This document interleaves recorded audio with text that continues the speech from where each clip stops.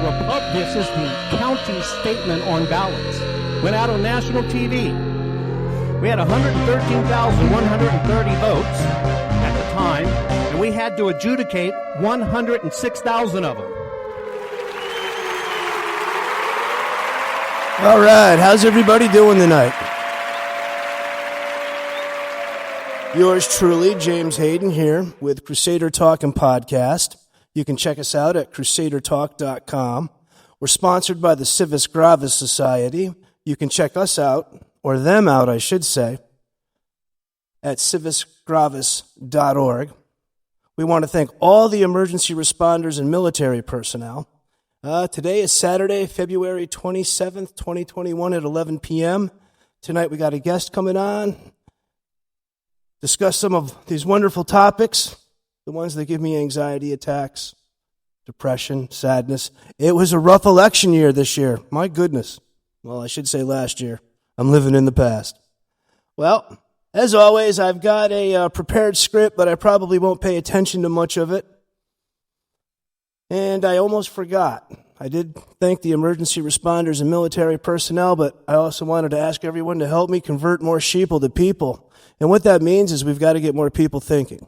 Everybody wants to trade their freedom for safety, but the only thing that measures freedom is the decisions that you get to make for yourself. Well, anyways, as I was saying, and things that have been in the news, President Joe Biden has made some big decisions lately, one of them being to rejoin the Paris Accord. We manufacture goods with a hugely unfair consequence because of environmental restrictions with the Paris Accord. It's even extremely worse actions and restrictions. They're not enforced on the other countries. So meaning, in the Paris Accord, we're only allowed to produce X amount of waste, toxic gas, and all the other garbage. And we're hugely limited. We have to pay heavy fines and almost like a global tax when we do break the rules. And we have to spend lots of money on other countries to help them run cleaner. But China has no restrictions. China can produce a $2 computer chip because it has slave labor.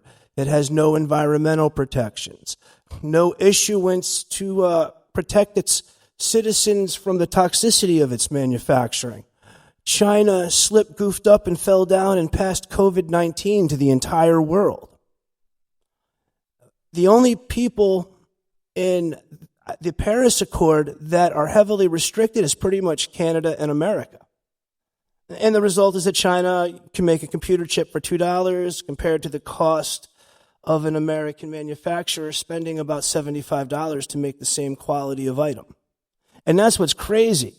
For $75, we can make the same quality of item that's coming from China, and that's not the greatest quality.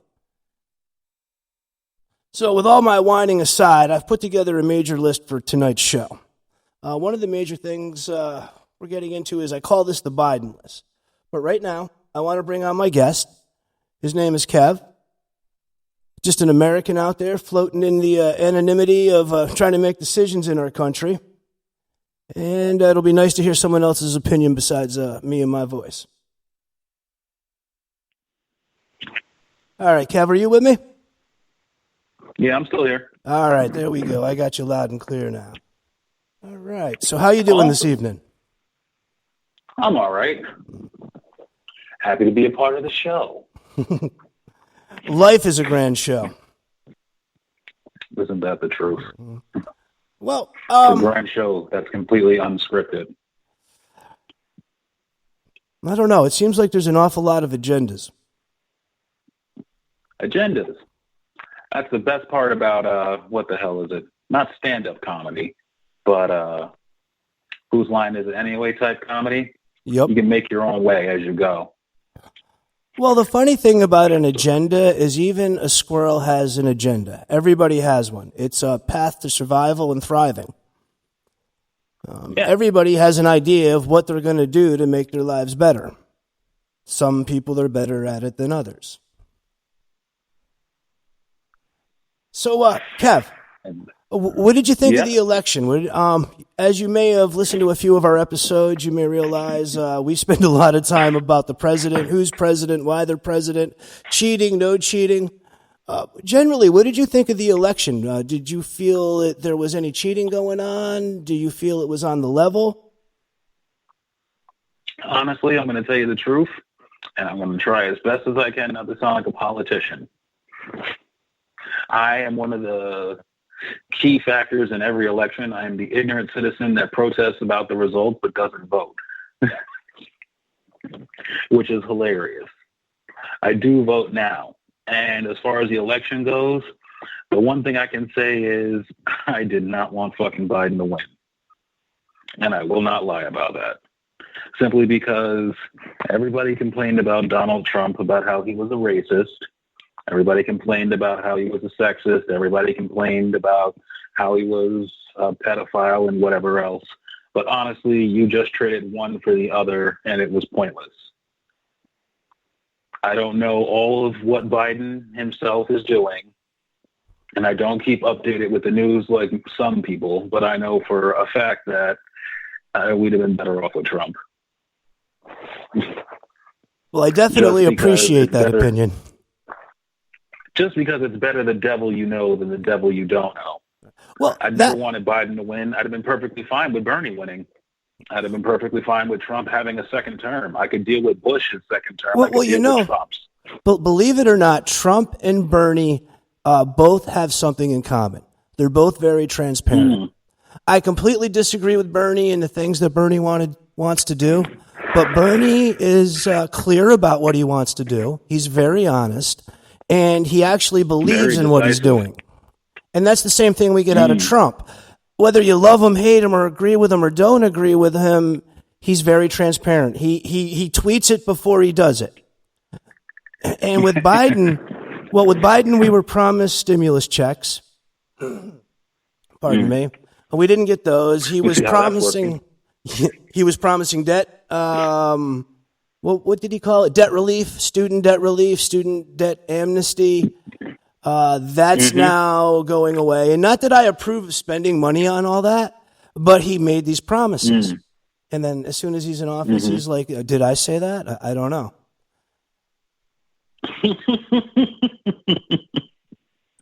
Well, he said in a speech that we could keep our shotguns and we didn't have to worry about, general rifles and hunting rifles. Well, what he's going after coming up is repeater rifles. Now, that sounds like a semi-automatic to everybody. No, a repeater rifle is the old lever action. A repeater rifle is the bolt action.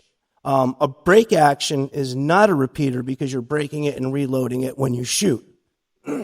Unless, of course, it's a double barrel. So now he is coming after our shotguns and he's coming after our old deer rifles, not just the assault weapons and the pistols. His buddy Schumer took nunchucks away from New York State back in the 80s. I have the right to bear arms, but I can't carry 2 pieces of wood with a chain. It's easier to get a pistol, but it's absolutely illegal to have nunchucks. And to be honest, if I sported nunchucks, somebody would probably kick my ass with them. The really interesting thing about that is I have literally seen children, and I'm not one to name race, but I am not going to joke around about this, of all races, be pulled over, arrested, and have their nunchucks confiscated from them, even though they were just toys because they were considered a weapon. So, yeah, it's one of those laws that is completely and utterly stupid and just gives cops more time to write tickets and harass people. Well, it's and also take things away from people. Yeah, it's just like the gun laws. The only people you're going to remove them from are the people that are upstanding citizens. Because at the day he goes, if he does get to pass a confiscation law, a door-to-door, the only people that are going to be honest with him are the honest people, and then you're going to strip them of their firearms and it's open game. It's going to be home invasion city across America. That could definitely be a possibility, but, there's another possibility that everybody that he tries to go door to door and strip guns from remembers the entirety of the Second Amendment. You don't just have the right to bear arms. You have the right to assemble a militia.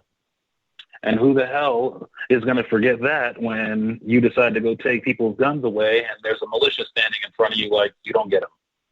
It's funny you should say that, because right now they're trying to enter a bill into the House. I'm not sure if it's been voted on or not yet.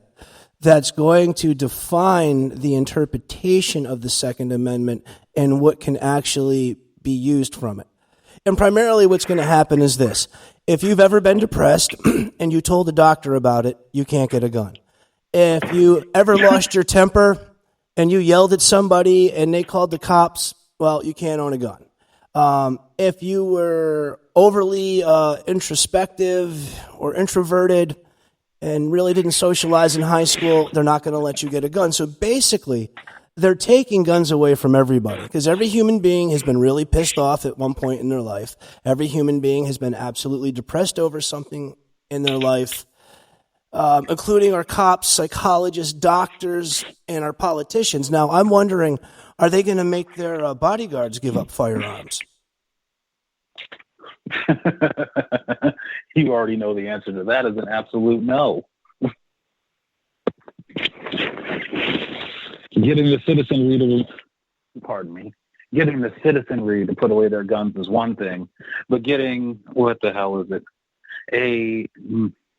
a person who has a badge or a person who has a bodyguard license or whatever, security license, whatever it takes, basically so that there can be someone of authority with a firearm, they're going to give that firearm to that person, but they're not going to give the firearm to the people who actually need it, the people who actually want them, and the people who actually deserve them. If you've had a firearm, I don't understand this, because if you've had a firearm for 15 years and the only thing that you've shot with a firearm or those firearm are deer, ducks, and other things that you're allowed to hunt in your state, why the hell can't you have the firearm? Well, any past mistakes or any regressions or past mistakes. What we're coming into in this computer age of the all-seeing data is there's no escape and no forgiveness for your mistakes.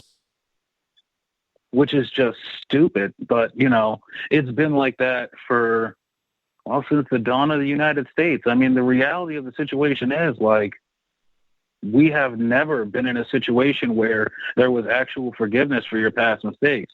If you're a felon, you're not voting. If you've committed a crime and you don't put it down on your record, even if that crime isn't a felon, if you don't put it down on your application, you might not get the job. There's no forgiveness for past mistakes in the United States. They say that you will be judged by a group of your peers. You will be sentenced if you are found guilty. You will do your time.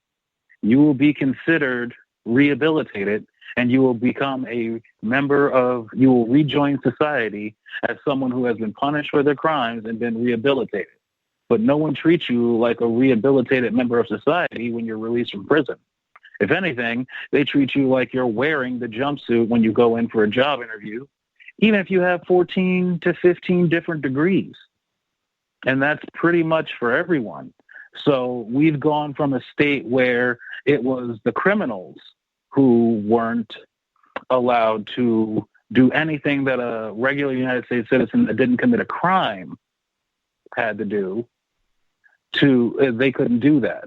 If you were a criminal, if you were convicted of a felony, anything that a United States citizen who wasn't convicted of a felony could do, you couldn't.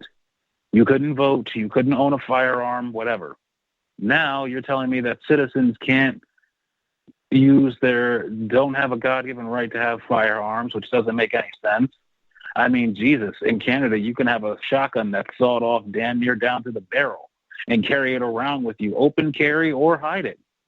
And they won't stop you. They won't tell you it's illegal. They won't even harass you, unless you're black in Montreal. But that's a different story. Montreal